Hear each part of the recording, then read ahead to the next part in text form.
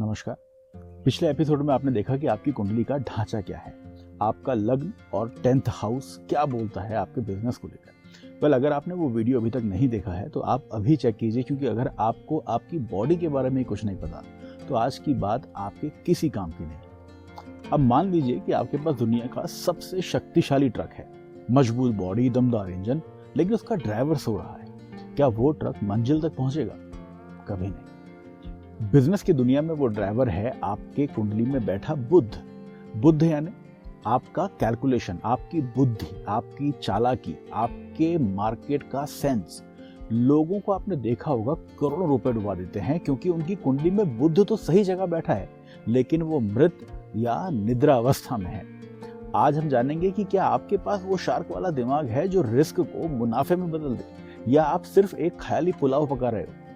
तो सबसे पहले तो अपनी कुंडली खोलिए, किसी भी ऐप से बनी हुई, उसमें बुध के आगे देखिए कि कितनी डिग्री लिखी हुई है। इसे ज्योतिष में बाल्यादी अवस्था कहते हैं। इसे बहुत आसान भाषा में अगर मैं कहूं तो आप इसे बैटरी की तरह समझिए। देखो, बिजनेस चलाने के लिए आपके पास बुद्धि, नेगोशिएशन पावर बहुत स्ट्रांग होना चाहिए, और ये आपको देता है आपकी कुंडली में बैठा हुआ बुध।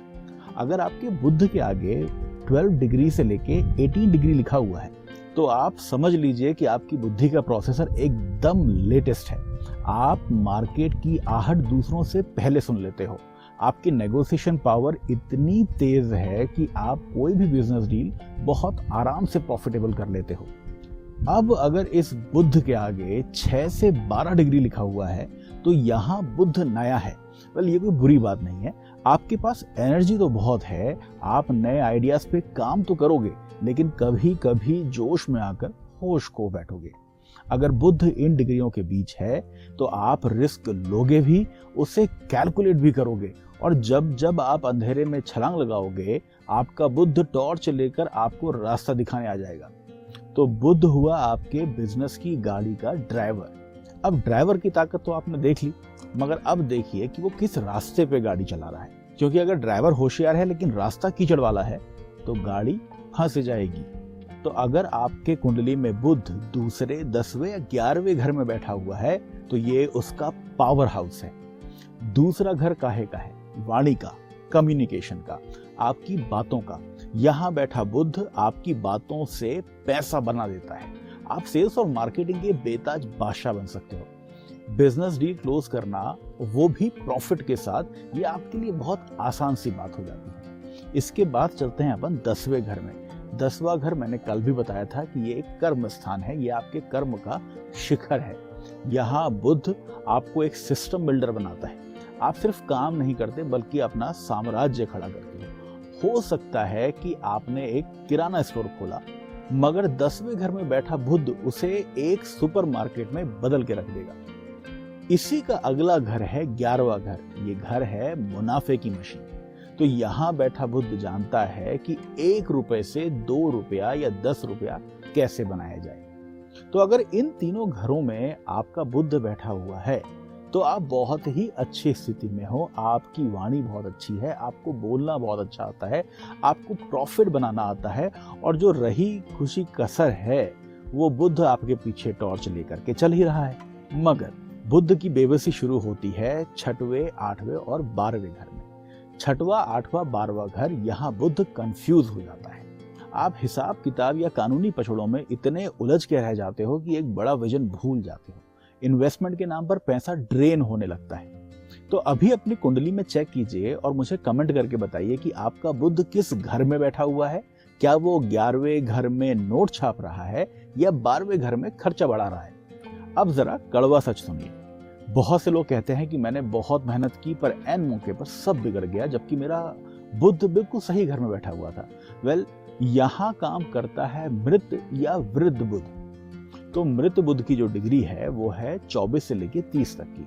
अगर आपका बुध इस डिग्री के बीच में है तो समझ लीजिए कि वो 0% बैटरी पे है। जब बड़ी डील साइन करनी होगी तो आपका दिमाग ब्लैकआउट हो जाएगा। आप फैसला लेने में इतनी देर कर दोगे कि मौका हाथ से ही निकल जाएगा। इसके अलावा अगर आपका बुध 0 से 6 डिग्री पे बैठा हुआ है तो वो बिल्कुल एक बच्चे की तरह है। तो होगा क्या कि आपको आइडियाज तो बहुत अच्छे आएंगे पर मैच्योरिटी नहीं होगी। आप जल्दी लोगों पे भरोसा कर लोगे और मार्केट के मगरमच्छ आपको खा जाएंगे। तो एक टिप है कि अगर आपका बुध कमजोर है तो अकेले बिजनेस मत करना, आपको एक ऐसा पार्टनर चाहिए जिसका बुध युवा हो। इसके बाद आती है शयनादी अवस्था। तो बुध सो रहा है या जाग रहा है, या इसको सीधे सीधे अगर मैं बोलूं तो कहूंगा कि बुद्धि सो रही है या जाग रही है। डिग्री के अलावा एक और चीज चेक करनी होती है, शयनादी अवस्था।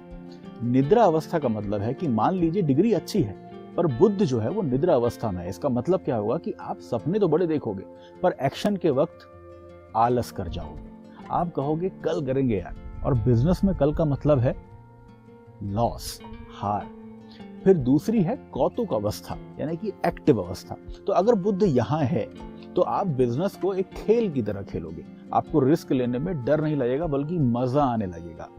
सो बुद्ध क्या है? कुल मिला के आपकी मार्केट की वैल्यू है। अगर बुद्ध कमजोर है तो पैसा बढ़ाना नामुमकिन है, लेकिन अगर बुद्ध जागृत है तो आप शून्य से भी साम्राज्य खड़ा कर सकते हो।